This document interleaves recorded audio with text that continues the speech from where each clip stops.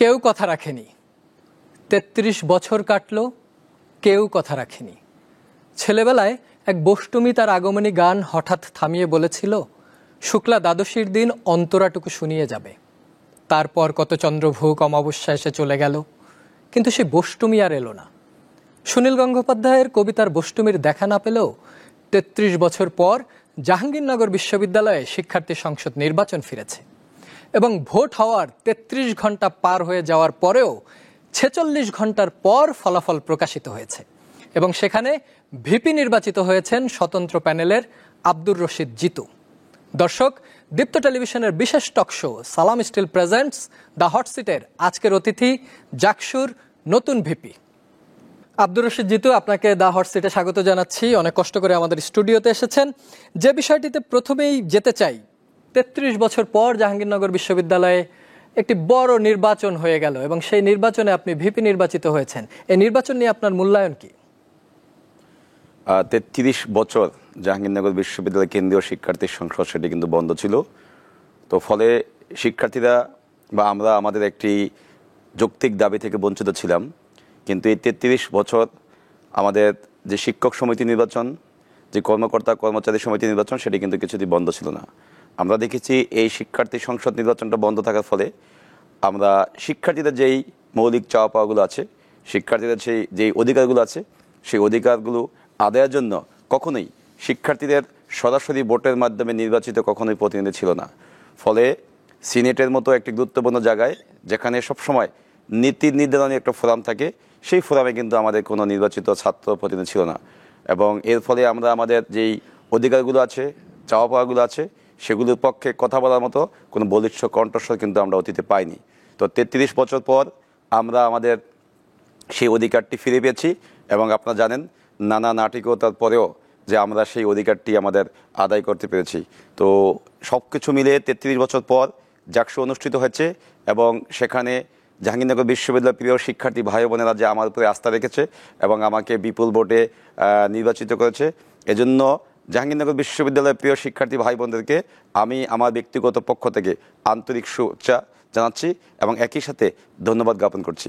তো সকল কিছু মিলিয়ে যদি বলি যে জাকসুর বিপি হিসেবে নির্বাচিত হওয়ার চেয়ে যে ৩৩ বছর পর জাকসুটি অনুষ্ঠিত হয়েছে, এটা আমার কাছে সবচেয়ে ভালো লাগার কাজ করছে। এই নির্বাচনে অনেকগুলো প্যানেল ছিল এবং আমরা দেখেছি যে কয়েকটি প্যানেল নির্বাচন বয়কটও করেছে, তারপরেও আপনার নির্বাচিত হয়েছেন। তো সেটা কি মনে হয় যে এটার গ্রহণযোগ্যতা অন্যান্য যে কোনো নির্বাচনের চাইতে বেশি হবে নাকি গ্রহণযোগ্যতা কমে যাবে ক্যাম্পাস? নির্বাচনটি আসলে বাস্তবায়নের জন্য সবচেয়ে বড় অনেক চ্যালেঞ্জ ছিল। আমরা দেখেছি এই নির্বাচনের দাবিটা কিন্তু আজকে নতুন না। আমরা যখন ২৪-এর গণঅভ্যুত্থান চলছিল, সেই গণঅভ্যুত্থান চলাকালীন সময় কিন্তু আমাদের যেই ৯ দফা দাবি ছিল, গণঅভ্যুত্থান একেবারে সর্বশেষ দিকে, সেই ৯ দফা দাবির মধ্যে আমাদের ৭ নম্বর যে দফাটি ছিল যে প্রতিটি ক্যাম্পাসে যে দলীয় লেজুরভিত্তিক রাজনীতির চর্চা হয় সেটি বন্ধ করতে হবে এবং একই সাথে দীর্ঘদিন আমরা দেখেছি যে প্রতিটি ক্যাম্পাসে ছাত্র সংসদ যে অকার্যকর অবস্থায় আছে সেগুলোকে কার্যকর করতে হবে। অভ্যুত্থান পরবর্তী সময়ে আমরা সেই দাবিতে অটল ছিলাম এবং যে কোনো মূল্যে আমরা চেয়েছিলাম ক্যাম্পাসে যে দলীয় লেজুরভিত্তিক রাজনীতির চর্চা সেটি বন্ধ করে ছাত্র সংসদ কার্যকর করতে হবে। আমরা অভ্যুত্থান পরবর্তী দেখেছি যারা একসময় আমাদের সাথে সেই দাবির পক্ষে ছিল কিন্তু কোনো এক সময় তারা সেই দাবি থেকে সরে গিয়েছেন এবং অভ্যুত্থানের নেতা হিসেবে অনেকেই ক্ষমতার চর্চা শুরু করেছেন। কিন্তু আমরা ক্ষমতার চর্চা না করে শিক্ষার্থীদের অধিকার ফিরে পাওয়ার জন্য আমরা জাকসুর দাবিতে অটল ছিলাম। তো এই জাকসু নির্বাচনে আমরা দেখেছি যে অনেকগুলো রাজনৈতিক দল সমর্থিত প্যানেল ছিল, কিন্তু এর পাশাপাশি আমরা দেখেছি প্রচুর সংখ্যক স্বতন্ত্র প্রার্থী, তারা সেখানে যারা অতীতের শিক্ষার্থীদের বিভিন্ন চাওয়া পাওয়া নিয়ে কাজ করেছেন, শিক্ষার্থীদের অধিকার আদায় যারা সবসময় আপোষহীন ছিলেন, এরকম প্রচুর সংখ্যক শিক্ষার্থীকে আমরা হল সংসদ এবং কেন্দ্রীয় সংসদে নির্বাচন করতে দেখেছি। তো অনেকেই নির্বাচন থেকে সরে দাঁড়িয়েছেন। যেদিন আমাদের ১১ই সেপ্টেম্বর ভোট গ্রহণের সময়সীমা যখন ৫টা ছিল, সেই ৫টার কিছুক্ষণ আগে আমরা দেখেছি বাংলাদেশ জাতীয়তাবাদী ছাত্রদল সমর্থিত একটি প্যানেল এবং সম্প্রীতির ঐক্য নামে একটি প্যানেল, এই দুইটি প্যানেল কিন্তু পূর্ণাঙ্গ প্যানেল নির্বাচনকে প্রশ্নবিদ্ধ করার উদ্দেশ্যেই নির্বাচন থেকে সরে দাঁড়িয়েছেন এবং আর বাকি দুইটি প্যানেল ছিল, সেই দুইটি প্যানেলও পূর্ণাঙ্গ প্যানেল নয়। সেখানে একটি প্যানেলে ৮ জন সদস্য, আরেকটি প্যানেলে ৫ জন সদস্য ছিল। আমি যদি আপনাকে আরেকটু ব্যাখ্যা করে বলি, আমাদের এই জাকসুতে কেন্দ্রীয় সংসদে সর্বমোট আমাদের প্রার্থী ছিল ১৭৯ জন। তো এই চারটি যে প্যানেল 2টি পূর্ণাঙ্গ প্যানেল এবং 2টি আংশিক প্যানেল মিলিয়ে আমাদের প্রার্থীর সংখ্যা হয় 63 জন। আরও কিন্তু হিউজ একটা সংখ্যা আমরা কিন্তু এখানে ছিলাম এবং নির্বাচনে একেবারে শেষ সময় পর্যন্ত কিন্তু আমরা মাঠে ছিলাম। আমাদের কাছে নির্বাচনের জয় পরাজয়ের চেয়ে যে এত বছর পরে নির্বাচনটা অনুষ্ঠিত হয়েছে এটা সবচেয়ে বড় একটা চাওয়া ছিল। এবং একই সাথে আমরা বলেছিলাম শিক্ষার্থীরা ভোটের মাধ্যমে যে রায় দিবে সেই রায়কে আমরা মাথা পেতে মেনে নেব এবং আমরা কিন্তু বিভিন্ন বিষয়গুলো জটিলতাগুলো অতিক্রম করে যে রায় এসেছে সেই রায় কিন্তু আমরা সকলেই মেনে নিয়েছি। ক্যাম্পাস ভিত্তিক যে লেজুর ভিত্তিক রাজনীতির কথা আপনি বললেন, আপনিও একসময় ছাত্রলীগের রাজনীতির সঙ্গে ওতপ্রোতভাবে জড়িত ছিলেন, নেতাই ছিলেন ধরে নিচ্ছি। তারপরে আপনি ছাত্রলীগের রাজনীতি থেকে জুলাইয়ের আন্দোলনের সময় চলে আসলেন, বৈষম্য বিরোধী প্ল্যাটফর্মে নিলেন, তারপর আপনি নিজে আবার একটা প্ল্যাটফর্ম করলেন, শেষ পর্যন্ত আপনি স্বতন্ত্র প্রার্থী হয়ে নির্বাচন করলেন। এমন কি ঘটেছিল যে ছাত্রলীগ থেকে আপনি চলে আসলেন? ধন্যবাদ আপনাকে, আপনি চমৎকার প্রশ্ন করেছেন। আসলে তৎকালীন যে রাজনৈতিক বাস্তবতা ছিল আপনি জানেন, প্রতিটি পাবলিক বিশ্ববিদ্যালয় ক্যাম্পাসে তখন প্রথম বর্ষে আসলেই আমরা গণদম করতে হতো। আমি যখন 2018 4 ফেব্রুয়ারি প্রথম ক্যাম্পাসে আসি, আমি ক্যাম্পাসে এসেই জাহাঙ্গীরনগর বিশ্ববিদ্যালয় একটি পূর্ণাঙ্গ আবাসিক বিশ্ববিদ্যালয় হওয়া সত্ত্বেও আমি কিন্তু আমার হলে আমার সিটটি পাইনি। আমরা গণরুমে থেকেছি এবং একটি বিশাল রুমে আমরা 50 থেকে 60 জন আমাদের বন্ধুরা থাকতে হয়েছে, সেখানে ফ্লোরে ডালা বিছনা করে। তো ওই সময় যে পলিটিক্যাল যেই চর্চার ফলে সেখানে গণরুম কালচার, গেস্টরুম কালচারগুলো ছিল, সেই চর্চা থেকে আমরা একসময় অভ্যস্ত হয়ে গেছিলাম এবং ছাত্রলীগের রাজনীতির সাথে ছিলাম এবং পলিটিক্যাল ব্লকে ছিলাম। কিন্তু আমি একটা বিষয় বিশ্বাস করি যে আমি হয়তো ওই সময় ছাত্রলীগের রাজনীতির সাথে থাকলেও আমি কিন্তু অন্ধভক্ত ছিলাম না বা অন্ধ অনুসরণ করতাম না। আমি সবসময় মনে করেছি যেই বিষয়গুলো নিয়ে কথা বলা দরকার সেখানে আমার ভয়েসকে আমি সবসময় জারি রেখেছি এবং যেখানে অন্যায় দেখেছি সে অন্যায়ের বিরুদ্ধে সবসময় আমি প্রতিবাদ করেছি এবং আপোষহীন ছিলাম। পরবর্তী সময়ে যখন জুলাই গণ অভ্যুত্থান শুরু হলো, সেই সময় আমি 1 জুলাই থেকে ছাত্রলীগের পলিটিক্যাল ব্লকে থাকা অবস্থায় আমি আমার এই আন্দোলনে যাই এবং একেবারে সম্মুখ সারিতে আন্দোলনে ছিলাম। তারপরে 1 জুলাই থেকে একটানা 36 জুলাই বিভিন্ন প্রতিকূল পরিবেশ থাকা সত্ত্বেও আমি এই আন্দোলনে চালিয়ে গেছি। আপনি জানেন বিভিন্ন কারণে অনেক সময় যে জাহাঙ্গীরনগর বিশ্ববিদ্যালয়ের যারা আন্দোলনে ছিল অনেকেই হয়তো আত্মগোপনে চলে যাওয়া লাগছে, অনেকে বাসায় চলে গেছে, কিন্তু আমি আব্দুর রশিদ জিতু একই সাথে জাহাঙ্গীরনগর বিশ্ববিদ্যালয়ের সমন্বয়ক এবং কেন্দ্রীয় সমন্বয়ক ছিলাম। আমি একটা দিনের জন্যও কিন্তু মাঠ ছেড়ে যাইনি এবং সকল প্রতিকূল পরিবেশ মোকাবেলা করে 5ই আগস্ট বিজয় ছিনিয়ে নিয়ে কিন্তু আমি সেই ঘরে ছিলাম। অভ্যুত্থান পরবর্তী সময়ে আমাদের যে স্বপ্ন ছিল, আমরা বিশ্বাস করেছিলাম যে নতুন একটি বাংলাদেশ বিনির্মাণ করব, সেখানে কোনো রকমের চাঁদাবাজি থাকবে না, দুর্নীতি থাকবে না, নিয়োগ বাণিজ্য থাকবে না, প্রশ্ন ফাঁস থাকবে না এবং আমরা যে মেধাকে গুরুত্ব দিয়ে অন্য পৃথিবীর দেশে যখন দেখতেছি যে মেধাকে গুরুত্ব দিয়ে মেধাভিত্তিক দেশ গঠন করে যাচ্ছে, সেখানে বাংলাদেশের মতো একটি উন্নয়নশীল জায়গায় সবচেয়ে বেশি মেধাকে গুরুত্ব দেওয়া দরকার ছিল। সেখানে দেখেছি প্রায় 56% চাকরির ক্ষেত্রে কোটা আছে। তো আমার মনে হয়েছে তখন এই বিষয়ে অবশ্যই কথা বলা দরকার। আমি সেখানে এসেছি এবং আমি কথা বলেছি এবং এক পর্যায়ে যখন এই কোটা আন্দোলন গণ অভ্যুত্থানের দিকে চলে গেছে, অনেকে কিন্তু তখন পিছনে চলে গেছিল, সরকারের বিরুদ্ধে কথা বলতে জানি, কিন্তু আমি কিন্তু তখন পিছনে ফিরে তাকাইনি, আমি সামনে তাকিয়ে গেছি এবং এই আন্দোলনকে একেবারে সফল করে কিন্তু আপনি সফল করেছেন বলেই হয়তো আবার আপনার সহপাঠীরা আপনাকে ভোট দিয়ে নির্বাচিত করেছে। যারা ছিল না তারা তো এখন আর ক্যাম্পাসে ওইভাবে নাই, বা যারা সক্রিয় অংশ গ্রহণ করেনি তারা এই নির্বাচনে যেতেও নি, এরকমও হয়তো হয়েছে অনেকের ক্ষেত্রে। কিন্তু আপনি যে ছাত্রলীগ থেকে ছাত্রলীগকে চ্যালেঞ্জ ছুড়ে দিয়ে তাদেরকে রেখে চলে আসলেন এবং বৈষম্য বিরোধী আন্দোলনে যুক্ত হলেন, ছাত্রলীগ আপনার সাথে কি আচরণ করেছে? যখন আমি 1 জুলাই আন্দোলনে আসি তখন থেকে আসলে ছাত্রলীগের তৎকালীন যে নেতৃবৃন্দ ছিলেন আমাকে ওই দিন রাতেই তারা আমাকে ডেকেছিল এবং বলেছিল তুমি আমাদের যে দলীয় যে সাংগঠনিক সিদ্ধান্ত সেই সিদ্ধান্তটি ভঙ্গ করেছ এবং তুমি যদি এখানে যাও কোনো সমস্যা নেই, কিন্তু আন্দোলনে গিয়ে তুমি কোনো নেতৃত্বস্থানীয় পর্যায়ে থাকতে পারবে না। মানে ওনারা বলেছিল যে আমাকে যে তুমি আন্দোলনে যাওয়ার সমস্যা নেই, কিন্তু তুমি লিডিং পজিশনে থাকতে পারবে না এখানে। কিন্তু আমি বলেছিলাম যে না, আমি যদি আন্দোলনে যাই সেখানে আমি প্রকাশ্যে যাব এবং সেখানে যদি লিড দেওয়া লাগে আন্দোলনে আমি লিড দিতে কি রাজি আছি। কারণ তখন আন্দোলনটা কিন্তু একপর জানেন শুরু থেকে বিভিন্ন আমরা সরকারের বিরুদ্ধে স্লোগান দিতাম, আমাদের তৎকালীন যেই সরকার ছিল সরকারের বিরুদ্ধে কথা বলতাম। তো এই বিষয়গুলো তাদের কাছে কিছুতেই ভালো লাগতো না। 11 জুলাই আমরা জাহাঙ্গীরনগর বিশ্ববিদ্যালয়ে আমরা যখন আমাদের কেন্দ্রীয় লাইব্রেরির সামনে আমরা সবাই জমায়েত হই, বিকেল 4টায় আমাদের একটি কর্মসূচি ছিল। আমরা দেখতে পাই আমাদের প্রধান গেটের সামনে প্রচুর সংখ্যক পুলিশ এসেছে, প্রায় 2 থেকে 300 হবে। তো ওই দিনও কিন্তু আমাদের দেখেছি ছাত্রলীগের ছেলেপেলে যারা আছে বা তৎকালীন যে প্রেসিডেন্ট সোহেল ছিল, লিটন সেক্রেটারি, তারা আমাদেরকে ডেকেছিল। তারা ডেকে বলেছে তুমি যদি আজকে এখানে যাও তাহলে তোমাকে সাংগঠনিকভাবে আমরা ব্যবস্থা নিব এবং তোমার বিরুদ্ধে যে কোনো কিছু হতে পারে। আমি কিন্তু সেদিন বলেছিলাম আপনারা যদি যে কোনো ব্যবস্থা নেন কিন্তু আমাকে আন্দোলন থেকে কিছুতে কি সরাতে পারবে না। এবং সেদিনও কিন্তু দেখেছি ক্যাম্পাসের বাইরে আমরা পুলিশের বিরুদ্ধে গিয়ে যেভাবে দাঁড়িয়েছিলাম, সেখানে কিন্তু আমি তাদের কোনো কি সিদ্ধান্তটি মেনে নিই। এবং সেদিন কিন্তু কি আমি সংগঠনকে চ্যালেঞ্জ করেছিলাম যে না, আমি আপনাদের সাথে আর কি নাই।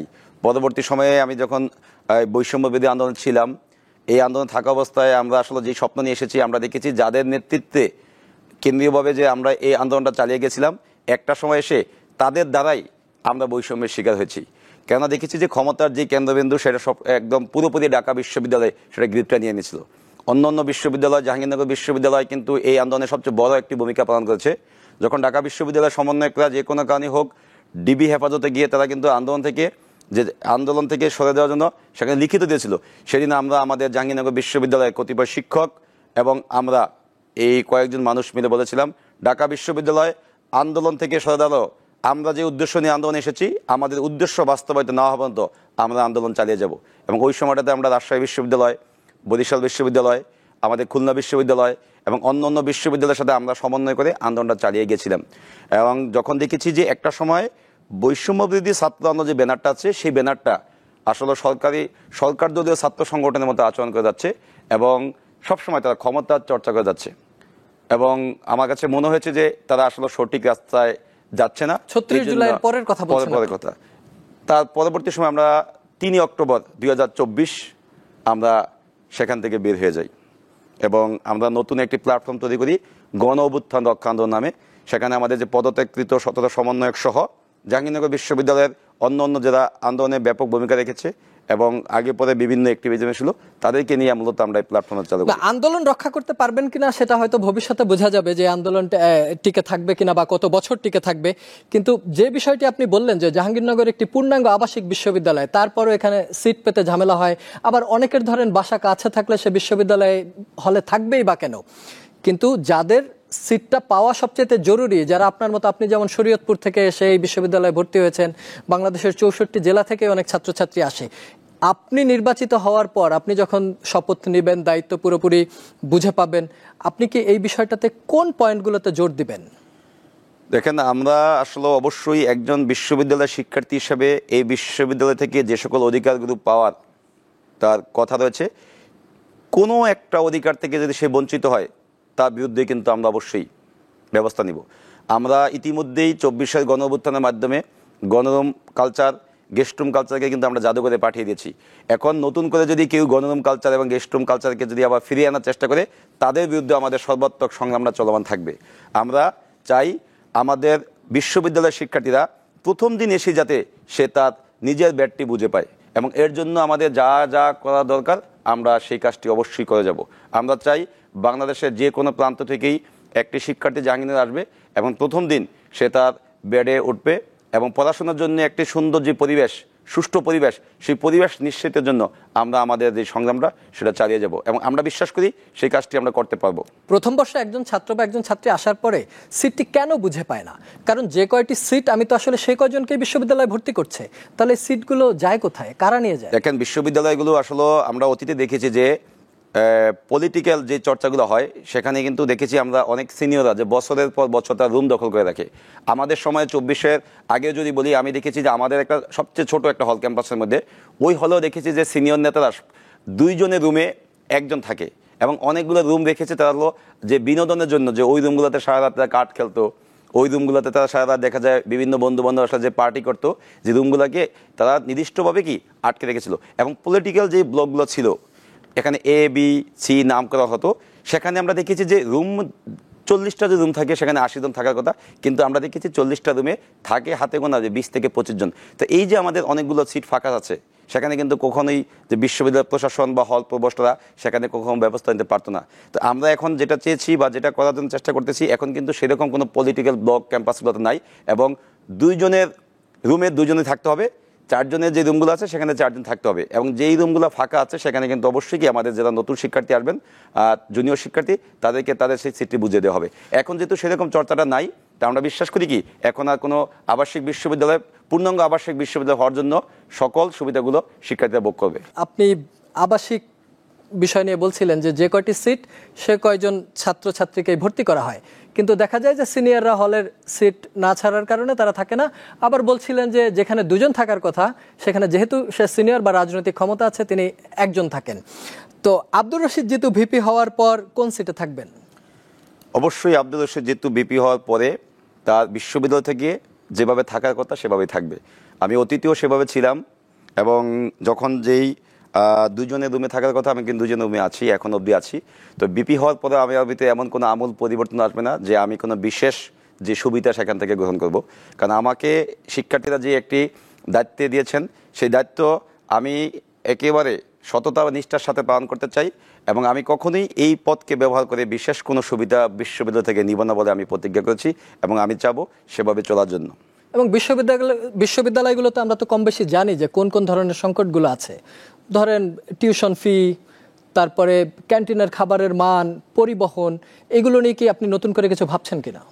অবশ্যই আমরা আসলে এই বিষয়গুলো নিয়ে ভাবছি, কারণ আমরা দেখেছি যে জাহাঙ্গীরনগর বিশ্ববিদ্যালয়ের সমস্যার কোনো শেষ নেই। এখানে আমাদের শিক্ষার্থীর সংখ্যা যদিও অন্যান্য বিশ্ববিদ্যালয়ের খুবই কম, কিন্তু এখানে সমস্যার সংখ্যা অনেক বেশি। আমরা দেখেছি, যদি একটু আগে যে কথাগুলো বললেন যে আবাসিক বিশ্ববিদ্যালয় হওয়া সত্ত্বেও সেখানে শিক্ষার্থীদের কিন্তু অতীতে যে আবাসিক বিশ্ববিদ্যালয় হিসেবে যে বিষয়গুলো তারা পাওয়ার কথা ছিল, অধিকারগুলো, সেগুলো ছিল না। আমরা দেখেছি একটি শিক্ষার্থী বিভিন্ন অঞ্চল থেকে তা উঠে এসে প্রথমত তার যে আবাসিক জায়গাটা সেটা সবচেয়ে বেশি নিরাপদ থাকা দরকার। সেখানে দেখেছি আমরা ডাইনিংয়ের খাবারের মান খুবই নিম্নমানের। সেটা কিন্তু যদি শিক্ষার্থীদের জন্য সুষম খাবার না থাকে তাহলে কিন্তু পড়াশোনার জন্য বা বিভিন্ন কাজ করার জন্য তার তো শক্তি পাবে না। তারপরে আমরা দেখেছি আমাদের একটা মেডিকেল সেন্টার আছে, সেটাকে আমরা সবাই মজা করে নাপা সেন্টার বলি, কেননা যে কোনো রোগ নিয়ে গেলে সেখানে আমাদের ডাক্তাররা শুধুমাত্র নাপা যে ট্যাবলেট সেটাই দিয়ে দেয়। তো এই যে মেডিকেল, এটা ঢাকা বিশ্ববিদ্যালয়ের ক্ষেত্রে প্রযোজ্য। আমরা নির্বাচনের সময় দেখেছি যে ঢাকা বিশ্ববিদ্যালয়ের অনেকে নির্বাচনী প্রচারণায় তারা এরকম টিজারের মতো বানিয়েছে যে জ্বরের জন্য গেছে নাপা, অন্যের জন্য গেছে নাপা। একই অবস্থা জাহাঙ্গীরনগর বিশ্ববিদ্যালয় আছে। তো আমরা চেষ্টা করছি আসলে জাহাঙ্গীরনগর বিশ্ববিদ্যালয়কে একটি পরিপূর্ণ মেডিকেল সেন্টার হিসেবে গড়ে তোলার জন্য, যেখানে আমরা জানি যে বিশেষজ্ঞ রোগের যে ডাক্তার আছেন তারা সার্বক্ষণিক অবস্থান করবেন, এবং আমাদের পর্যাপ্ত কোনো অ্যাম্বুলেন্স নাই যাতে অ্যাম্বুলেন্স থাকা হয়। আর সবচেয়ে দুঃখজনক ঘটনা হলো পুরো মেডিকেলের জন্য আমাদের বরাদ্দ মাত্র বছরে 2,98,00,000 টাকা। যখন এটা নিয়ে কাজ করতে গিয়েছিলাম আমরা দেখেছি এর মধ্যে প্রায় 2.5 কোটি টাকা চলে যাচ্ছে শুধুমাত্র বিভিন্ন বেতন ভাতাতে, কর্মচারীদের বেতন, ডাক্তারদের বেতন, অ্যাম্বুলেন্স ড্রাইভারদের বেতন। তো আর মাত্র 46 লক্ষ টাকা আমরা সরাসরি শিক্ষার্থীদের সুবিধা নেই। এর মধ্যে 21 লক্ষ টাকা আমরা দেখা যায় আমাদের যে বিভিন্ন প্যাথোলজি যে টেস্টগুলো হয় সেখানে কিটস কেনার জন্য, আর 25 লক্ষ টাকা শুধুমাত্র মেডিসিন কিনি। কিন্তু দুঃখজনক ঘটনা হলো প্রায় 20 থেকে 25 হাজার মানুষের কিন্তু বসবাস আমাদের জাহাঙ্গীরনগরে, সেখানে শিক্ষক, শিক্ষার্থী, কর্মকর্তা, কর্মচারী সবাইকে মিলে। তো এটা নিয়ে অবশ্যই আমরা কাজ করব। আমরা চেষ্টা করব জাহাঙ্গীরনগর বিশ্ববিদ্যালয়ের একটি যাতে পূর্ণাঙ্গ স্বয়ংসম্পূর্ণ একটা মেডিকেল সেন্টার হয়, এবং সেখানে যাতে প্রতিটি রোগের বিশেষজ্ঞ ডাক্তাররা থাকেন। পাশাপাশি আমাদের এখানে দেখেছি আমরা ফিজিওথেরাপিস্ট নেই, এবং সেই পদটি কিন্তু ফাঁকা আছে। তো অনেক দেখা যায় বিভিন্ন খেলাধুলার সময় আমাদের বিভিন্ন এই বিশেষজ্ঞ একজন ফিজিওথেরাপিস্টের খুবই দরকার হয়, এবং মেয়েদের জন্য আমাদের যে বিষয়টি দরকার একজন গাইনোকোলজিস্ট ডাক্তার, এটা কিন্তু আমাদের জাহাঙ্গীরনগর বিশ্ববিদ্যালয় মেডিকেল সেন্টার নেই। এবং সবচেয়ে দুঃখজনক ঘটনা, যে বা যারাই এই মেডিকেল সেন্টারে আসেন দেখা যায় সদ্য নিয়োগপ্রাপ্ত অর্থাৎ ইন্টার্নিং যারা করেন এরকম ডাক্তারদেরকে দেওয়া হয়। তো আমরা চেষ্টা করবো যেখানে সার্বক্ষণিক বিশেষজ্ঞ ডাক্তার থাকেন, এবং শিক্ষার্থীরা যাতে স্বাস্থ্যের মতো একটি মৌলিক কোনো সেবা থেকে কোনো বঞ্চিত না হন। এবং মেডিকেল সেক্টরে প্রতি বছর যে বরাদ্দ বর্তমান আছে এই বরাদ্দকে আমরা বাড়িয়ে সেটাকে দ্বিগুণ করতে চাই, যাতে শিক্ষার্থীরা কোনো স্বাস্থ্যসেবা থেকে কোনো রকম বঞ্চিত না হন। এবং একই সাথে আরেকটি স্বাস্থ্য বিমা যেটা, এটা কিন্তু আমাদের জন্য শিক্ষার্থীদের নাই, যদিও আমাদের সবচেয়ে মোস্ট জুনিয়র ব্যাচের চালু হয়েছে, আমরা স্বাস্থ্য বিমাটা করতে চাই। সাভার অঞ্চলের সবচেয়ে বড় যদি মেডিকেল বলি সেটা হলো এনা মেডিকেল কলেজ। আমাদের ছোটোখাটো কোনো ঘটনা ঘটলে সেখানে আমাদের পাঠিয়ে দেওয়া হয়। তো আমরা চেষ্টা করবো শুধুমাত্র একটি মেডিকেলের উপরে আমরা নির্ভরশীল না হয়ে আশেপাশে যে অন্য যে মেডিকেলগুলো আছে সেটা চুক্তিবদ্ধ হওয়া, যাতে বিশ্ববিদ্যালয়ের শিক্ষার্থীদের জন্য নির্বিঘ্নে স্বাস্থ্যসেবা পাওয়ার জন্য মিনিমাম 50% ডিসকাউন্টের ব্যবস্থা করতে পারি আমরা। তো এর জন্য আমরা কাজ করে যাবো ইনশাল্লাহ। জাহাঙ্গীরনগর বিশ্ববিদ্যালয় যেহেতু রাজধানীর কেন্দ্র থেকে একটু দূরে এবং এটা একটা প্রাকৃতিক পরিবেশের মধ্যেই এই বিশ্ববিদ্যালয়টি অবস্থিত, এই বিশ্ববিদ্যালয়ের নিরাপত্তা ব্যবস্থা কেমন? আমরা দেখেছি জুলাইয়ের আন্দোলনের সময় বহিরাগতদের আক্রমণ, ওই রাতের ভিডিও আমার এখনো মনে পড়ে। আমি দেখছিলাম এবং শিউরে উঠছিলাম যে কি হবে এই ছেলেদের, কি হবে এই মেয়েদের, যেভাবে আত্মচিৎকার করছিল যে বাহির থেকে এসে আক্রমণ করছিল, আপনারা কি চাইলেই হুট করে এই নিরাপত্তার বিষয়ে কোনো সাপোর্ট পান আইনের যারা আছে তাদের কাছ থেকে? দেখেন, আমাদের বিশ্ববিদ্যালয়টা আসলে দুইটা থানাতে পড়েছে। আমি যদি বলি যে সাভার থানাতে কিছু অংশ পড়েছে এবং আশুলিয়া থানায় কিছু অংশ পড়েছে। অনেক সময় দেখা যায় কিন্তু আমাদের বা আমাদের যাতায়াত বেশিরভাগ যদি সাভারের দিকে, কোনো একটা ঘটনা ঘটলে আমরা সাভার থানা চলে যাই বা শিক্ষার্থীরা যাওয়ার চেষ্টা করে, কিন্তু তখন সাভার থানা থেকে জানিয়ে দেওয়া হয় যে আপনার যেই অবস্থানটি এটা তো আশুলিয়া থানায় পড়েছে, বা আশুলিয়া থানা থেকে বলা হয় যে আপনার এখানে সাভার থানায় পড়েছে। এটা নিয়ে কিন্তু আমাদের একটা সমস্যার সম্মুখীন হতে হয়। পাশাপাশি ঢাকার যে মহাসড়কের যে হাইওয়েটা আছে, আমি যদি বলি একটু, সিএনবি নামক একটি অঞ্চল থেকে আমাদের 20 মাইল গেট পর্যন্ত ওখানে প্রতিনিয়ত ছিনতাইয়ের ঘটনা ঘটে। আমরা এটা নিয়ে বিভিন্ন সময় কথা বলেছি এবং সেখানে পুলিশ বক্স স্থাপনের জন্য আমরা সাভার থানা, আশুলিয়া থানায় কথা বলেছি, কিন্তু এত বছর যাওয়ার পরেও আমরা দেখেছি সেই ছিনতাইয়ের মতো ঘটনাগুলো আমাদের কিন্তু দূর করা সম্ভব হয়নি। প্রায় সময় আমাদের জাহাঙ্গীরনগর বিশ্ববিদ্যালয়ের শিক্ষার্থীরা দেখা যায় ছিনতাইকারীদের হাতে ছুরিকাঘাত হয়, তাদের মূল্যবান জিনিসপত্র ছিনিয়ে নেয়। তো এর পাশাপাশি আমরা দেখেছি আমাদের অন্য যে গেটগুলো আছে প্রতিটি গেটে নিরাপত্তা ব্যবস্থা জোরদার ছিল না। আমাদের এক ছোট বোন মারা যাওয়ার পরে অটো রিস্ক অ্যাক্সিডেন্টে আমরা দাবি জানিয়েছিলাম যাতে সিসিটিভি লাগানো হয়, এবং পুরো ক্যাম্পাস বর্তমানে সিসিটিভির আওতায় রয়েছে এবং সিসিটিভি কিন্তু মনিটরিং করা হয়। এবং পোক্টোরিয়াল টিম যারা আছেন বা ক্যাম্পাসের নিরাপত্তা দায়িত্বে যারা সিকিউরিটি টিম আছে, আমরা চেষ্টা করে যাচ্ছি যে ক্যাম্পাসের নিরাপত্তা ব্যবস্থাটা যাতে জোরদার করা হয়, যাতে আমাদের 50% নারী শিক্ষার্থী আমাদের জাহাঙ্গীরনগরে। আমরা প্রথমত কাজ থাকবে যে সকল শিক্ষার্থীর জন্য একটি নিরাপদ এবং শিক্ষার্থী বান্ধব ক্যাম্পাস গড়ে তোলার জন্য। যদি নিরাপত্তা ব্যবস্থা জোরদার করতে না পারি তাহলে সবাই কিন্তু একটু শঙ্কিত থাকে। তো আমাদের চেষ্টা থাকবে, যেহেতু আশেপাশে অঞ্চলটা একটা শিল্পাঞ্চল এবং জাহাঙ্গীরনগর বিশ্ববিদ্যালয়ের মাঝখান দিয়ে আমরা দেখেছি পাশে যে পাথলে, সেখানে যাওয়ার জন্য আমাদের দুইটি রাস্তা আছে, একটি গেরুয়ার ডাল হয়ে যায়, আরেকটি হলো আমাদের ইসলামনগর যাওয়ার জন্য। তো এই দুইটি অঞ্চলে যাওয়ার জন্য কিন্তু বিকল্প কোনো রাস্তা নেই। যদি ক্যাম্পাস থেকে তাদেরকে বিচ্ছিন্ন করে দেওয়া হয় তাহলে ওই বৃহত্তর যে একটা ইউনিয়নের মানুষ কিন্তু আর যাতায়াত করতে পারবে না। তো তাদের যাওয়ার জন্য কোনো জায়গা রাখতে হবে অবশ্যই, এবং আমরা চাবো যাতে নিরাপত্তা ব্যবস্থাটা কি এনশিওর করা যায়, তার জন্য আমরা সর্বোচ্চ চেষ্টা করব। এটা তো ধরেন বহিঃশত্রুর আক্রমণ থেকে বাঁচার পরিকল্পনা হলো, কিন্তু ভেতরের যে শত্রু, জাহাঙ্গীরনগর বিশ্ববিদ্যালয়ে এটা আমরা বারবার দেখেছি, র্যাগিং কালচার। ফার্স্ট ইয়ার একটা ছেলে আসে বা একটা মেয়ে আসে, এবং এটা মারাত্মক রকম ছিল জাহাঙ্গীরনগর এক সময়। এখন কেমন আছে আমি এটা জানি না। এটা নিয়ে আপনি একটু বলবেন যে এটা থেকে পরিত্রাণের উপায় কি, আর নারীদের নিরাপত্তা বিশেষ করে ক্যাম্পাসের ভেতরে? আসলে র্যাগিং কালচার, গণরুম কালচার, গেস্টরুম কালচার, এগুলো কিন্তু বর্তমানে আমরা বলেছি যে এগুলো কিন্তু পুরো ক্যাম্পাসে এখন নেই। আগে দেখতাম প্রথম বর্ষে একটা শিক্ষার্থী যখন সে ফ্যামিলিকে ছেড়ে বা বিভিন্ন সেই দূর থেকে ক্যাম্পাসে এসেছে, তখন সে একটা ভয়ের মধ্যে থাকতো, নতুন বন্ধু বান্ধব, নতুন পরিবেশ। কিন্তু সেখানে এসে প্রথম রাতেই তাকে যেই অমানবিক নির্যাতন করা হতো, সেটা কিন্তু আসলে কি আমরা কখনোই বলতে পারি না। আমি ছোটকাল থেকেই একটু সাহসী ছিলাম। তারপরে প্রথম দিন যখন আমি ক্যাম্পাসে আসি, প্রথম দিন আসার পরে আমার ইমিডিয়েট সিনিয়র যারা আছে আমাকে রাতে তারা রিডিং রুমে ডেকেছিল, এবং ডেকে ওই দিন রাতেই আমাকে বলে তুই মুরগি হ বলতে আমাদেরকে একটা শাস্তি। এবং আমি একটু হাসছিলাম, সেখানে বলো তুমি হাসো কেন, মানে এবং অকথ্য ভাষায় গালাগালি। তো এগুলো কিন্তু বর্তমানে ক্যাম্পাসের চর্চা নেই, এবং আমরা বলেছি যে র্যাগিং কালচার বা গণরুম কালচার, গেস্টরুম কালচার যেগুলো আছে এগুলোকে চিরতরে জাহাঙ্গীরনগর বিশ্ববিদ্যালয় থেকে আমরা দূর করবো, এবং একই সাথে সিন্ডিকেটে যাতে র্যাগিংয়ের বিরুদ্ধে আমরা একটা আইন পাস করতে পারি, এবং কোনো শিক্ষার্থী যদি কোনো শিক্ষার্থীকে র্যাগ দেয় বা কোনো রকম গেস্টরুম কালচারের সাথে জড়িত থাকে, যাতে তার বিরুদ্ধে বিশ্ববিদ্যালয়ের যে শৃঙ্খলা বিধি আছে সেই বিধি অনুযায়ী যাতে সর্বোচ্চ শাস্তির ব্যবস্থা করতে পারি, সেজন্য আমরা চেষ্টা করে যাব। এবং প্রশাসন আমাদেরকে আশ্বস্ত করেছেন, আশা করি আগামী সিন্ডিকেটে র্যাগিং কালচার, গণরুম কালচার এবং গেস্টরুম কালচারের বিরুদ্ধে কি একটি আইন পাস হবে, যাতে কোনো শিক্ষার্থী এরকম কোনো দুঃসাহস না দেখায়, জুনিয়র শিক্ষার্থী থেকে সিনিয়ররা যাতে কোনো রকম যে কোনো শারীরিক হোক বা মানসিক হোক কোনো টর্চারে যাতে কোনো কি স্বীকার করতে না পারে, তার জন্য আমাদের বলিষ্ঠ কণ্ঠস্বর থাকবে। এবং আমাদের যে পোক্টোরিয়াল টিম তারা খুবই সজাগ থাকেন, এবং এই বিষয়ে কিন্তু তারা একটা জিরো টলারেন্স ঘোষণা করেছেন যে র্যাগিংয়ের বিরুদ্ধে, গণরুমের বিরুদ্ধে এবং গেস্টরুমের বিরুদ্ধে কি আমাদের সবচেয়ে বড় অবস্থান থাকবে। আমি আবার একটু নির্বাচনেই ফিরি। জাকসু নির্বাচনের যে ফলাফল, 25টি কেন্দ্রীয় সংসদের পদের 20টিতেই ছাত্র শিবির সমর্থিত সমন্বিত শিক্ষার্থী জোট জয়ী হয়েছে।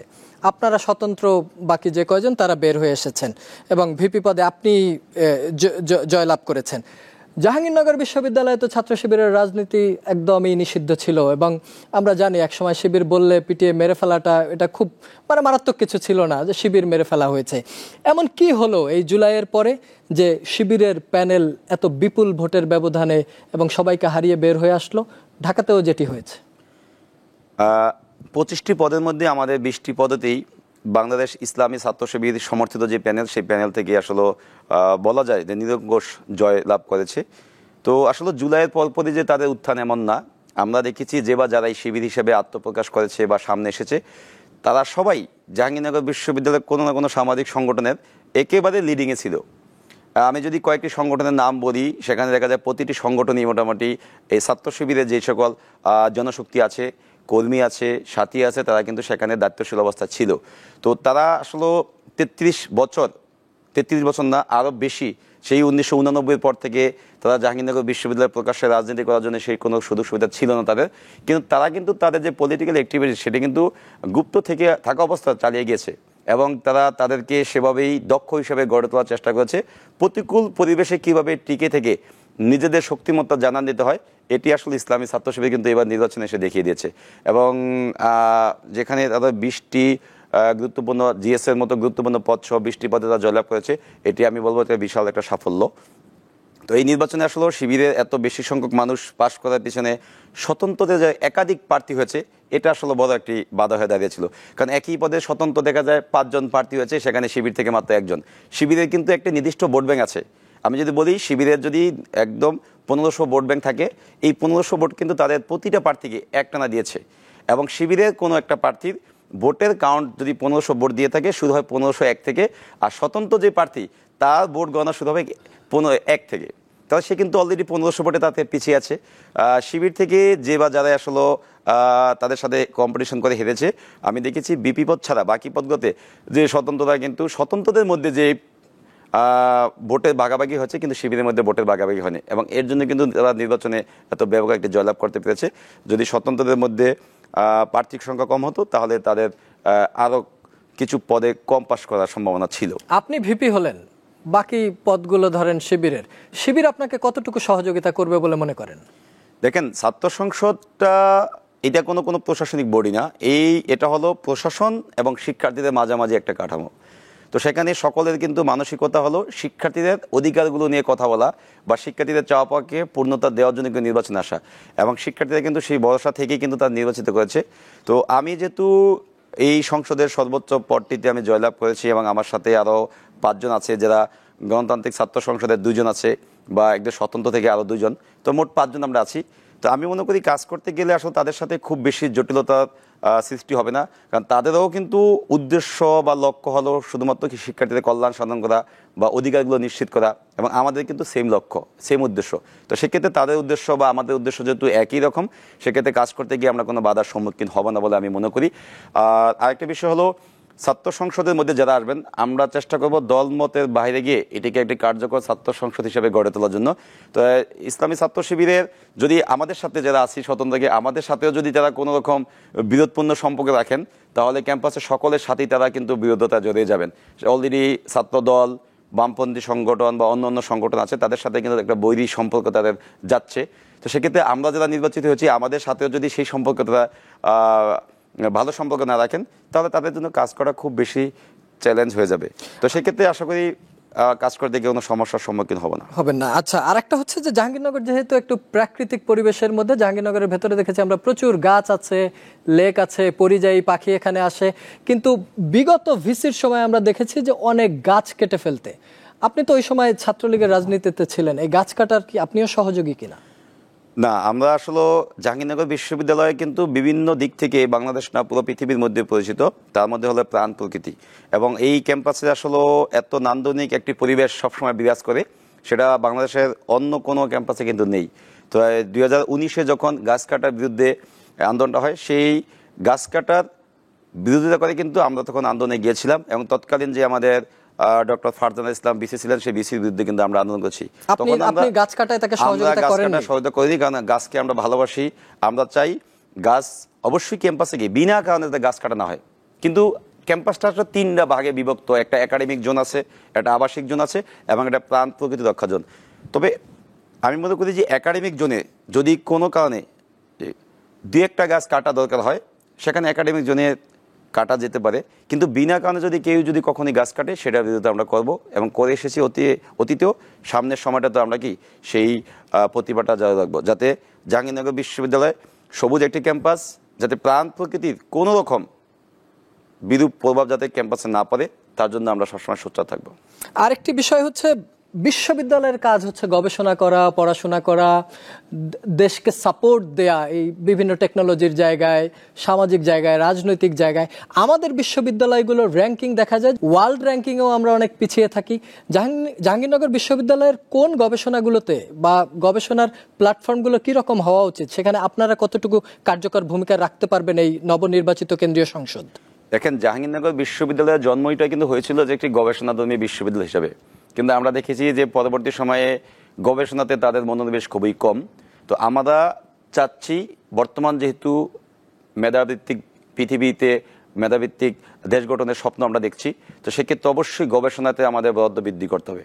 আমরা জানেন আমাদের জাহাঙ্গীরনগর বিশ্ববিদ্যালয়ে ওয়াজেদ মিয়া বিজ্ঞান গবেষণাগার নামে একটি গবেষণা কেন্দ্র আছে, এবং সেখানে কিন্তু আমাদের পুরো দক্ষিণ এশিয়ার মধ্যে আমি মনে করবো যে একটি মানসম্মত একটি গবেষণা কেন্দ্র সেখানে, কিন্তু গবেষণার যে আউটপুট সেটা আমরা কম পাচ্ছি। কেন কম পাচ্ছি? মাত্র 7 কোটি টাকা বার্ষিক বরাদ্দ থাকে যে গবেষণা কার্যের জন্য। তো এই 7 কোটিকে যাতে আমরা আগামী বছর 14 কোটি করতে পারি, সেজন্য আমরা অবশ্যই চেষ্টা করব। যদি এর জন্য ইউজিসি যদি কোনোভাবে আমাদের বরাদ্দ না দেয় বা বরাদ্দ কম দেয়, আমরা দরকার হলে আমাদের নির্বাচিত যেই প্রতিনিধি আছে আমরা ইউজিসির সাথে যাব এবং সেখানে আমরা দেন দরবার করব। আমরা চাচ্ছি, এবং আরেকটি বিষয়, থিসিসের ক্ষেত্রে আমরা দেখেছি মাত্র 720 টাকা বরাদ্দ দেওয়া হয়।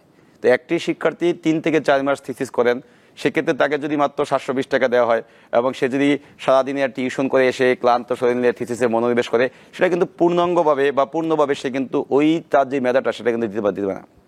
তো থিসিসে আমরা চাবো মিনিমাম একজন শিক্ষার্থীকে যাতে 15 থেকে 20,000 টাকা এই থিসিসের পিছনে বরাদ্দ দেওয়া হয়, এবং গবেষণা কার্যে বরাদ্দ বৃদ্ধির জন্য অতীতে আমরা এটা সরব ছিলাম, এবং এইবার যখন আমাদের নতুন যে সিনেট অধিবেশন হলো সেখানে কিন্তু আমরা এটার জন্য সবচেয়ে বেশি বার্গেনিং করেছি, কিন্তু তারা বলেছেন যে এবার হয়তো সম্ভব না, আগামী বছর যাতে এই গবেষণা কার্যে বরাদ্দটা বৃদ্ধি করা হয়। এবং আমরা চাইবো যে পৃথিবীর সাথে তাল মিলিয়ে যাতে জাহাঙ্গীরনগর বিশ্ববিদ্যালয় আগামীতে বাংলাদেশের র্যাঙ্কিং না পৃথিবীর র্যাঙ্কিংয়ে যাতে একটা ভালো জায়গায় যান।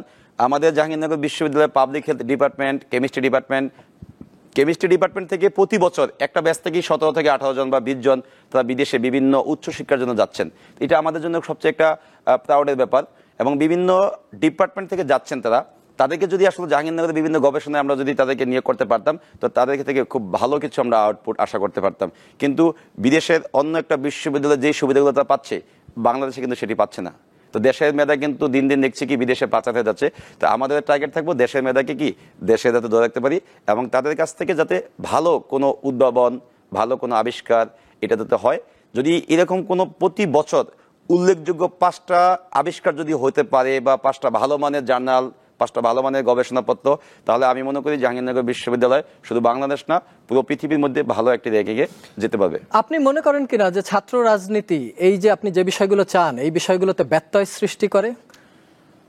ছাত্র রাজনীতি এই বিষয়গুলোকে ব্যত্যয় করে না, কারণ আমাদের যে ছাত্র রাজনীতির কালচার, আমি বলছি যে অপরাজনীতি যেটা আছে এটা ব্যত্যয় করে।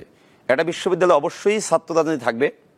শিক্ষার্থীদের কল্যাণের জন্য শিক্ষার্থী বান্ধব যদি ছাত্র রাজনীতি থাকতো, তাহলে এই বিষয়গুলোকে আরো বেশি সাপোর্ট দেওয়া যেত।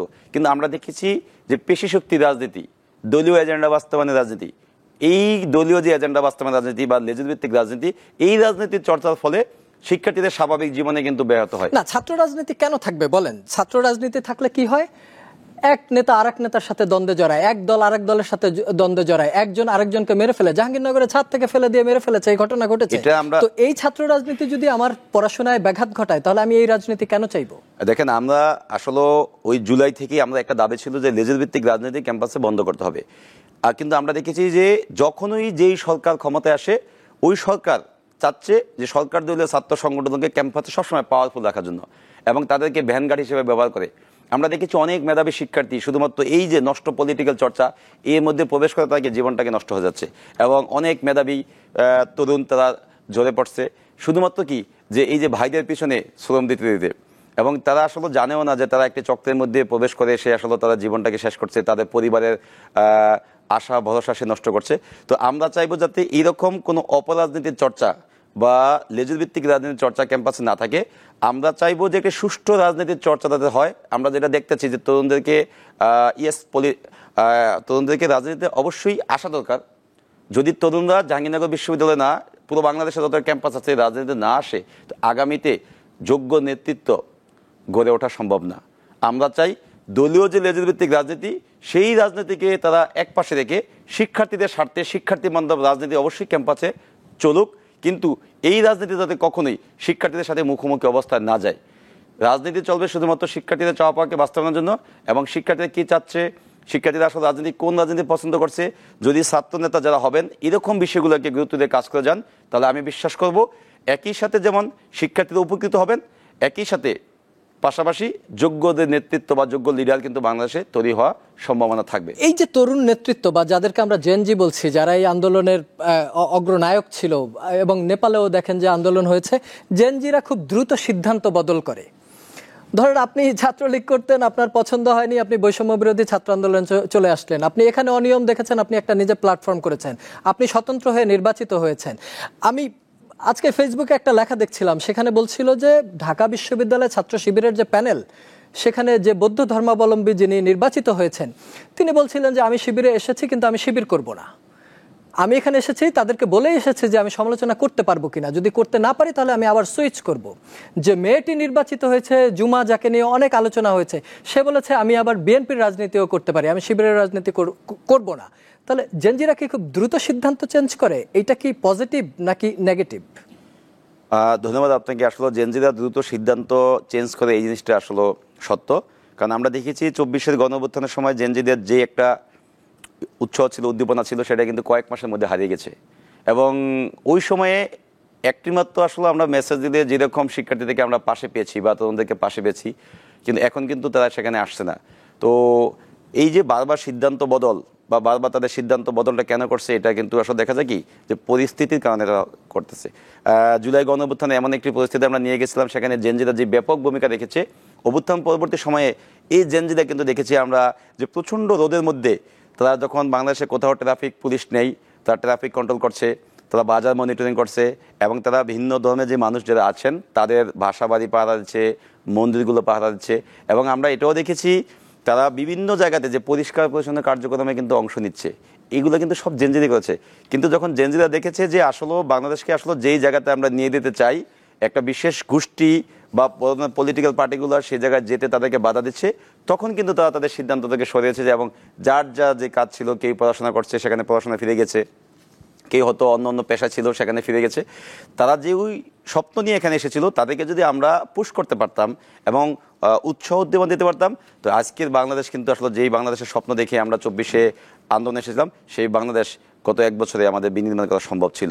তো আমি বিশ্বাস করি যে আমরা এমন একটা পরিস্থিতি চাই যেখানে গিয়ে আমরা কি থেমে যেতে পারি। কিন্তু বাংলাদেশ তো কোথাও কোনো থেমে নাই। আপনি জানেন যে 47-এ সেই দেশভাগ থেকে আমাদের 52 ভাষা আন্দোলন, 66 6 দফা, 69-এর গণঅভ্যুত্থান, 70-এর নির্বাচন, 71-এর মুক্তিযুদ্ধ, তারপরে আবার দেখা যায় 90-এর আমাদের এরশাদ বিরোধী আন্দোলন। এই যে বিষয়গুলো প্রতিনিয়ত আমাদের, আবার দেখা যায় আমাদের 1-11, এখন 24 শেষে আমাদের গণঅভ্যুত্থান। তো আমরা একটা জায়গায় থামতে চাই, এবং যেই জায়গায় যদি একটা জায়গাতে আমরা এসে স্থির না হই, তাহলে বাংলাদেশের আসলে অতীত এবং সামনের ভবিষ্যৎ কিন্তু আমি খুব ভালো দেখছি না। পৃথিবীর অপরাপর দেশ কিন্তু একটা জায়গায় থেমেছে, এবং সেখান থেকে নতুনভাবে সেই দেশকে এগিয়ে নেওয়ার জন্য তারা কিন্তু কাজ করে, সবাই যাচ্ছে।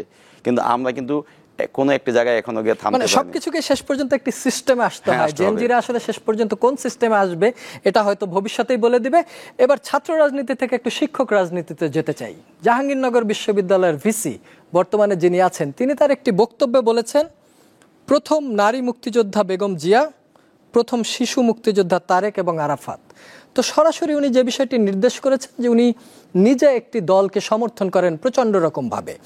একজন দলীয় ভিসি যদি একটি বিশ্ববিদ্যালয় চালায়, তাহলে তার পক্ষে কি বিশ্ববিদ্যালয়কে সঠিকভাবে পরিচালনা করা সম্ভব কিনা, এইটা একটা।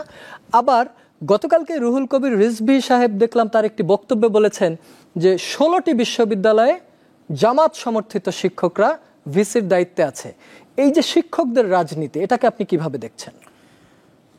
প্রতিটি ক্যাম্পাসে আমরা দেখেছি শিক্ষক রাজনীতি চর্চা ঠিক থাকলেও ছাত্র রাজনীতির বা ছাত্র সংসদ রাজনীতির চর্চা কিন্তু বন্ধ ছিল। আমি মনে করবো যে এই যে জাহাঙ্গীরনগর বিশ্ববিদ্যালয়ের 33 বছর যে আমাদের ছাত্র সংসদটা আসলে অকার্যকর ছিল বা এটা বন্ধ ছিল, এর পিছনে শিক্ষক রাজনীতি কিন্তু একটা বড় ধরনের ভূমিকা রেখেছিল বা প্রভাব রেখেছিল।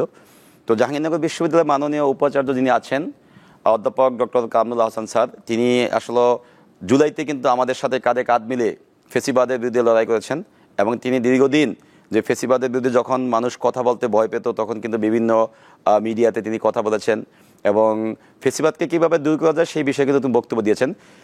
24-এর গণঅভ্যুত্থানের পরে তিনি জাহাঙ্গীরনগর বিশ্ববিদ্যালয়ে মাননীয় উপাচার্য হিসেবে দায়িত্ব নেন এবং আমরা বিশ্বাস করি যে তিনি আসলে 24-এর চেতনাকে ধারণ করে জাহাঙ্গীরনগর বিশ্ববিদ্যালয়কে নতুনভাবে বিনির্মাণ করার জন্য কাজ করে গিয়েছিলেন। কিন্তু গত কয়েক মাস আগে আমরা দেখেছি একটি জায়গাতে তিনি যে বক্তব্য দিয়েছিলেন সেই বক্তব্যটি নিয়ে কিন্তু পুরো দেশব্যাপী সমালোচিত তিনি হয়েছিলেন। জাহাঙ্গীরনগর বিশ্ববিদ্যালয়ের মাননীয় উপাচার্য তিনি একটি দলের সমর্থিত হলেও তিনি যখন উপাচার্য হিসেবে দায়িত্ব নিয়েছেন তখন কিন্তু তিনি আর দলে থাকেন না। এই পয়েন্টটি আমার কথা যে কেউ যে কোনো দল করতে পারে, কিন্তু আমি যখন দায়িত্ব নিব তখন আমি দলের কথা বলতে পারি। বিশ্ববিদ্যালয়ের এই যে আমাদের প্রায় 16,000 শিক্ষার্থী আমরা আছি, কর্মকর্তা কর্মচারী আছেন, আমাদের প্রায় 700+ শিক্ষক আছে এবং পুরো কমিউনিটি পুরো জাহাঙ্গীরনগরকে কিন্তু তিনি প্রতিনিধিত্ব করেন। তো তার মুখ থেকে এরকম একটা কথা বলা মানে কি পুরো জাহাঙ্গীরনগরের মুখ থেকে এরকম কথা বলা আমরা মনে করি। তিনি যেহেতু জাহাঙ্গীরনগরের সর্বোচ্চ অভিভাবক, তার এই বক্তব্যটি করা কিছুতে কি সমীচীন হয়নি এবং তিনি কিন্তু তার এই বক্তব্যের জন্য কি আনুষ্ঠানিকভাবে দুঃখ প্রকাশ করেছেন। তা আমরা বিশ্বাস করব আগামীতে যাতে তিনি তার দায়িত্ব পালন করতে গিয়ে এরকম কোনো রকম যে সমালোচিত মন্তব্য যাতে না করেন, যাতে তিনি ভুলে না যান যে তিনি জাহাঙ্গীরনগর বিশ্ববিদ্যালয়ের একজন উপাচার্য, তিনি কোনো দলের প্রেসিডেন্ট না বা দলের সেক্রেটারি না। তার যেই বক্তব্যটি ছিল সেই বক্তব্যটির সাথে আমরা দ্বিমত পোষণ করছিলাম এবং আমরা তাকে বলেছিলাম যে আপনি দায়িত্বশীল জায়গা থেকে যে বক্তব্যটি দিয়েছেন সেই বক্তব্যটি দেওয়া কিন্তু আপনার কিছুতে কি উচিত হয়নি এবং তিনি সেই বিষয়টি বুঝতে পেরে পরবর্তী সময় দুঃখ প্রকাশ করেছিলেন। এবং আরেকটি বিষয়, নির্বাচনটিতে আবার ফিরতে চাই। আপনাদের 33 বছর পর নির্বাচন হলো, যার ফলাফল পেতে আমাদের 46 ঘন্টা সময় লেগেছে। এটা আমরা পরে বুঝতে পেরেছি যে অনলাইনে ভোট গণনার কথা ছিল, পরে এটা অফলাইনে, কিন্তু এটা কি প্রস্তুতির ঘাটতি ছিল বলে মনে হয় না? দেখেন, নির্বাচনটা আসলে 33 বছরের একটা অচল অবস্থা থেকে কাটিয়ে উঠে এত বছর পরে একটা নির্বাচন অনুষ্ঠিত করা, এটা আমাদের নির্বাচন কমিশন এবং আমাদের প্রশাসন যারা আছেন তাদের জন্য সবচেয়ে বড় একটা চ্যালেঞ্জ ছিল। আমরা খুব কাছ থেকে দেখেছি যে এই নির্বাচন কমিশন এবং আমাদের যে প্রশাসন আছে তাদের প্রতি দৃশ্যমান অদৃশ্যমান ব্যাপক চাপ ছিল। তো তারা কিন্তু সেই চাপকে উপেক্ষা করে তারা নির্বাচনটা শেষ পর্যন্ত এসে করতে পেরেছেন। আমরা দেখেছি যে নির্বাচনের কারচুপি বা নির্বাচনকে বিভিন্ন ত্রুটিপূর্ণ, নির্বাচনের বিভিন্ন অব্যবস্থাপনা নিয়ে অনেকগুলো প্যানেল কথা বলেছে এবং তারা সেখানে অভিযোগ দিয়েছে। তো নির্বাচনের যে কারচুপির বিষয়টি সামনে আসছে, তো ফলাফল কারচুপির, সেটি সম্পূর্ণ আমি বলব ভিত্তিহীন। কারণ যেই পদ্ধতি অনুসরণ করে নির্বাচনের ভোট গ্রহণ সম্পন্ন হয়েছে আপনারা দেখেছেন নিশ্চয়ই যে আমাদের প্রতিটি ভোট কেন্দ্রে সেখানে সিসিটিভি ছিল এবং পুরো সময়টি সেখানে সিসিটিভিতে লাইভ দেখানো হয়েছে। শিক্ষার্থীরা স্বতঃস্ফূর্তভাবে এসে একেবারে তার ব্যালট পেপারটি নিয়ে গোপন কক্ষে গিয়ে ভোট দিয়ে ব্যালট বক্সে তারা ব্যালট পেপারটি ফেলেছেন এবং যখনই ভোট গ্রহণ শেষ হয়েছে তখন পুলিশি পাহারায় আমাদের এজেন্টদের সামনে রেখে তারা কিন্তু সেই ব্যালট বক্সগুলো আমাদের সিনেটে নিয়ে এসেছে। তবে একটু বিষয়ে অবশ্যই প্রশাসনের কিছুটা অব্যবস্থাপনা ছিল, কিছু ত্রুটি ছিল, সেগুলো নিয়ে যখন আমরা কথা বলেছি তখন প্রশাসনের জায়গা থেকে সর্বোচ্চ চেষ্টা চালিয়ে গেছেন যাতে ত্রুটিহীনভাবে বা কোনো রকম যাতে অব্যবস্থাপনা যেগুলো আছে সেগুলো কাটিয়ে ওঠে নির্বাচনটা সুষ্ঠুভাবে সম্পন্ন করার জন্য। নির্বাচনের যেভাবে আসলে আমাদের ভোট গণনা করার কথা ছিল এটি নিয়ে আপনারা দেখেছেন পুরো দেশ যদি পক্ষে বিপক্ষে একটি দল সৃষ্টি হয়ে গেছিল। তো আমাদের যেইভাবে ব্যালট পেপারটি তৈরি করা হয়েছে সেটি কিন্তু ম্যানুয়াল পদ্ধতি অনুসরণ করে ভোট গণনার মতো উপযোগী না। ব্যালট পেপারটি যেভাবে তৈরি করা হয়েছে সেটা হলো আপনার যে ওএমআর মেশিন বা ব্যালট পেপার রিডার মেশিনের মাধ্যমে যদি ভোট গণনা করা যেত তাহলে কিন্তু এত 46 ঘন্টা যে আমাদের অপেক্ষা করতে হতো না। কিন্তু আমরা দেখেছি যে কয়েকটি প্যানেল সেখানে দাবি করেছে যে যেখান থেকে ওএমআর পেপারগুলো নেওয়া হয়েছে এবং যেই ব্যালট পেপার রিডার মেশিন এগুলো কোনো এক জামাত নেতার প্রতিষ্ঠান। তো আমাদের একটা ইয়ে ছিল যে এগুলো হতো জামাত নেতার প্রতিষ্ঠান থেকে বাংলাদেশের হয়তো রাজনৈতিক বাস্তবতার প্রেক্ষাপটে প্রতিটি কোম্পানি কোনো না কোনো পলিটিক্যাল পার্সনের বা পলিটিক্যাল পার্টির লিডারদের, তো সেখানে এগুলো রক্ষণাবেক্ষণ করবে তো আমাদের নির্বাচন কমিশন বা বিশ্ববিদ্যালয় অথরিটি। একদমই তাই। তো সেখানে যদি আমি বলি যে এটা অমুকের প্রতিষ্ঠান থেকে আনা হয়েছে, তো সেখানে এই দাবিটি করা বা এরকম অভিযোগগুলো আমি মনে করি ভিত্তিহীন একটি অভিযোগ এবং শুধুমাত্র নির্বাচনকে প্রশ্নবিদ্ধ করার জন্য তারা সেটা করেছেন। তারপর তারা দাবি করেছে যে ম্যানুয়াল পদ্ধতি অনুসরণ করে এজেন্টদের সামনে ভোট গণনা করতে হবে। তো যেভাবে ব্যালট পেপারটি তৈরি করা হয়েছে আমি একটু আগেও বললাম সেটি কিন্তু আসলে ম্যানুয়াল পদ্ধতি অনুসরণ করে ভোট গণনার মতো উপযোগী না। তারপরেও আমাদের এই নির্বাচন কমিশন এবং যারা পোলিং অফিসার ছিলেন, পোলিং এজেন্ট যারা ছিলেন এবং বিভিন্ন হলে যারা রিটার্নিং কর্মকর্তা ছিলেন তারা 46 ঘন্টা টানা 2 রাত জেগে জেগে তারা কিন্তু সেই অসাধ্যটি সাধন করেছেন এবং ম্যানুয়াল পদ্ধতি অনুসরণ করে তারা এজেন্টদের সামনে ভোট গণনা করেছেন। এবং সেখানে আমরা দেখেছি যে একজন শিক্ষিকা যিনি শেষ পর্যন্ত অসুস্থ হয়ে মৃত্যুবরণ করেছেন। আসলে আমাদের পোলিং অফিসার হিসেবে দায়িত্বে ছিলেন আমাদের জাহাঙ্গীরনগর বিশ্ববিদ্যালয়ের চারুকলা বিভাগের সহকারী অধ্যাপিকা জান্নাতুল ফেরদৌস ম্যাম প্রথম দিন নির্বাচনের পুরো সময়টা দায়িত্ব পালন করে এবং দ্বিতীয় দিন তিনি আসলে যখন ভোর 7টায় তিনি আমাদের সেই সিনিয়র ভবনে আসেন এবং তিনি সেখানে অসুস্থ অনুভব করেন এবং সেখান থেকে আমাদের প্রথমত মেডিকেল সেন্টারে নেওয়া হয় এবং পরবর্তীতে তিনি আরও বেশি অসুস্থ হলে এনাম মেডিকেলে নেওয়া হয় এবং সেখানে কর্তব্যরত চিকিৎসক ম্যামকে মৃত ঘোষণা করেন। তো এই যে একটি বিষয় ম্যামের উপরে মানসিক যে প্রেশারটা, এটাও কিন্তু আসলে কি যে ম্যানুয়াল পদ্ধতি অনুসরণ করে ভোট গণনার ফলে আমি বলবো। কেননা আসলে যে বা যারা আসলে এই নির্বাচন প্রক্রিয়ার সাথে জড়িত ছিলেন, আমি দেখেছি যে প্রতিটি পোলিং অফিসার, প্রতিটি শিক্ষক, রিটার্নিং কর্মকর্তা এবং নির্বাচন কমিশন যে অমানবিক পরিশ্রম করেছেন এবং তারা কিন্তু একমাত্র 33 বছর শিক্ষার্থীরা যে অধিকার থেকে বঞ্চিত ছিল, শুধুমাত্র শিক্ষার্থীদের মুখের দিকে তাকিয়ে সেই অধিকারটি ফিরিয়ে দেওয়ার জন্য তারা যে অমানবিক পরিশ্রমটি করেছেন, সেটা যদি অন্য কোনো কাজ হতো তারা কিন্তু করতেন না। তো আমরা মনে করি আসলে নির্বাচনের যেই ফলাফল যেটি এসেছে এখানে শতভাগ অবশ্যই সুষ্ঠু আছে, তবে কিছুটা অব্যবস্থাপনা ছিল, কিছুটা ত্রুটি ছিল। তবে তারপরও 33 বছর পর জাকসু নেতা পেয়েছে। তো যেটা হয় যে কোনো ছাত্র সংসদ নির্বাচনে, আমি জাকসু দিয়েই বলি, জাকসুতে ধরেন নেতা আসে, প্রতিশ্রুতি দেয়, তারপর চক্রে হারিয়ে যায়। আপনিও কি সেই চক্রের মেম্বার হবেন? না, আমি হারাতে চাই না। আমি সবসময় শিক্ষার্থীদের প্রতিশ্রুতি যেগুলো দিয়েছিলাম সেগুলো বাস্তবায়ন করতে চাই। আমি কখনোই বিপি জিতু এই পরিচয়ে শিক্ষার্থীদের পাশে থাকতে চাই না।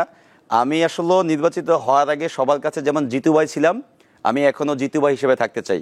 এবং আমি আসলে চাই শিক্ষার্থীরা যারা আমাকে ভোট দিয়ে নির্বাচিত করেছেন তারা যাতে এই ভোট দিয়ে নির্বাচিত করেই তাদের দায়িত্ব থেকে সরে না দাঁড়ায়। যখন তাদের অধিকারগুলো নিয়ে আমরা কাজ করতে যাব, বিভিন্ন সমস্যাগুলো সমাধান করতে যাব, তখন বিভিন্ন দৃশ্যমান অদৃশ্যমান চাপ কিন্তু আমাদের উপরে আসবে। তখন যাতে শিক্ষার্থীদেরকে আমি পাশে পাই, এবং যদি পাশে পাই তাহলে কিন্তু আমরা আসলে শিক্ষার্থীদের যে প্রতিশ্রুতি দিয়েছি সেগুলো আমাদের বাস্তবায়ন করা সম্ভব হবে এবং দীর্ঘদিন যে অধিকারগুলো থেকে শিক্ষার্থীরা বঞ্চিত ছিল সেই অধিকারগুলো ফিরিয়ে দেওয়ার মাধ্যমে একটি নতুন জাহাঙ্গীরনগর বিশ্ববিদ্যালয় আমরা বিনির্মাণ করতে পারবো। তো আমি আসলে হারিয়ে যেতে চাই না। আমাদের হারিয়ে যাওয়ার বয়স না, আমাদের এগিয়ে যাওয়ার বয়স। আমরা চাইবো শিক্ষার্থীদের সাথে নিয়ে যাতে নতুনভাবে একটি জাহাঙ্গীরনগর বিনির্মাণ করতে চাই এবং আগামীতে জাহাঙ্গীরনগরকে একটা ইতিহাস সৃষ্টি করতে চাই, যাতে শুধুমাত্র জাহাঙ্গীরনগর না, 33 বছর পর এসে আমাদেরকে যেমন শিক্ষার্থীরা আমাদের উপর আস্থা রেখেছে, আমরা অবশ্যই শিক্ষার্থীদের আস্থা যে প্রতিদান সে দিতে চাই এবং আগামীতে শিক্ষার্থীদের যখন কাজ করা শেষ হবে শিক্ষার্থীদের নিয়ে, তখন অত জাতীয়ভাবে আমরা কাজ করতে চাই। সেজন্য হারিয়ে গেলে হবে না, আমরা এগিয়ে যেতে চাই। ইনশাল্লাহ আমরা আশা রাখি আমি এগিয়ে যেতে পারবো। এবং আপনার যখন মেয়াদ শেষ হবে তখন আপনাকে মানুষ কি নামে চিনবে? আব্দুর রশিদ জিতু, নাকি ভিপি জিতু, নাকি ব্যর্থ জিতু? আসলে সামনের সময়টা আমাদের জন্য খুব বড় একটি চ্যালেঞ্জের সময়। সামনে একটি জাতীয় নির্বাচন হবে এবং আপনি দেখেছেন যে এই নির্বাচনকে প্রশ্নবিদ্ধ করার জন্য বেশ কয়েকটি প্যানেল নির্বাচন থেকে সরে দাঁড়িয়েছে। তো আমার প্রথমত কাজ থাকবে সবাইকে নিয়ে, যারা আসলে পরাজিত হয়েছে, যারা নির্বাচনকে বয়কট করেছে, সবাইকে নিয়ে একসাথে একটি ইনক্লুসিভ জাহাঙ্গীরনগর বিশ্ববিদ্যালয় গড়ার জন্য সবাইকে একসাথে করা। তো আমি বিশ্বাস করি যারা পরাজিত হয়েছে, যারা নির্বাচন থেকে সরে দাঁড়িয়েছে, তারা আসলে শিক্ষার্থীদের স্বার্থের কথা বিবেচনা করে, জাহাঙ্গীরনগরের স্বার্থের কথা বিবেচনা করে যে আমাদেরকে সর্বোচ্চ সাপোর্টটি দিবেন এবং তারা আমাদেরকে যদি সাপোর্ট দেন, সহায়তা করেন, তাহলেই আমরা যেমন জাহাঙ্গীরনগর বিশ্ববিদ্যালয় চাই সেটি গড়তে পারবো। যদি তারা আমার পাশে থাকে এবং আমি যদি আমার যে প্রতিশ্রুতি বা আমার ইস্তিহার যেগুলো আমি বাস্তবায়ন করতে পারি, তাহলে শিক্ষার্থীরা আমাকে যখন ম্যাচ শেষ হবে আমাকে সফল বিপি হিসাবে মনে রাখবেন বলে বিশ্বাস করি এবং আমি সফল হতে চাই। কিন্তু সফলতার জন্য শিক্ষার্থীদেরকে আমি পাশে চাই। আমি বিশ্বাস করি জাহাঙ্গীরনগর বিশ্ববিদ্যালয়ের শিক্ষার্থীরা এত পলিটিক্যাল পার্টির সমর্থিত যে প্যানেল ছিল সেই প্যানেলের বাইরে গিয়ে যে ব্যক্তিজিতুকে ভালোবেসে, ব্যক্তিজিতুর উপরে আস্থা রেখে তারা যে আমাকে এখানে নির্বাচিত করেছেন, আমি সেই তাদের প্রতিদ্বন্দ্বী দিতে চাই এবং তারা যদি আমার পাশে থাকেন তাহলে আসলে আমি সফল হব এবং আমি ব্যর্থ হতে চাই না। আশা করি ব্যর্থ হব না, শিক্ষার্থীরা আমার পাশে থাকবে আমি বিশ্বাস করি। অনেক অনেক ধন্যবাদ আব্দুর রশিদ জিতু। আমরাও চাই যে মানুষ আপনাকে শেষ পর্যন্ত ভিপি জিতু হিসেবেই চিনুক এবং যে জিতু তার ক্যাম্পাসের জন্য কাজ করবে সে পর্যন্ত আপনার জন্য শুভকামনা রইল। অনেক কষ্ট করে জাহাঙ্গীরনগর বিশ্ববিদ্যালয় থেকে দীপ্ত টেলিভিশনের স্টুডিওতে এসে সময় দেওয়ার জন্য দর্শক, এই ছিল আমাদের আজকের আয়োজন। দ্য হট সিটের এই পর্বের আমাদের অতিথি ছিলেন আব্দুর রশিদ জিতু, ভিপি, জাহাঙ্গীরনগর বিশ্ববিদ্যালয়, কেন্দ্রীয় শিক্ষার্থী সংসদ।